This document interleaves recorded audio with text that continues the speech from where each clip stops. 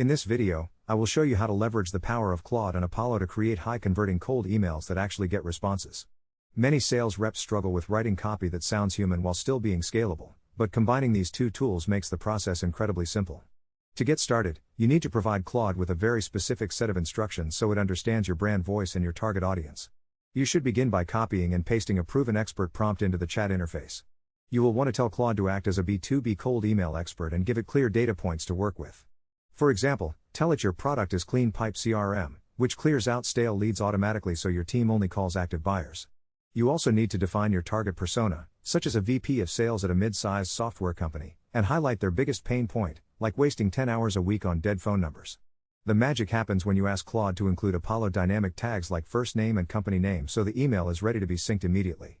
Make sure to instruct the AI to keep the message under 120 words with a casual tone and no sales hype. A short call to action like asking if they are open to a 30-second video usually works best for mobile users. Once Claude generates the text, you can tweak the language to ensure it flows naturally before dropping it into your Apollo sequence for automated sending. This method ensures your outreach feels personal and relevant to every prospect.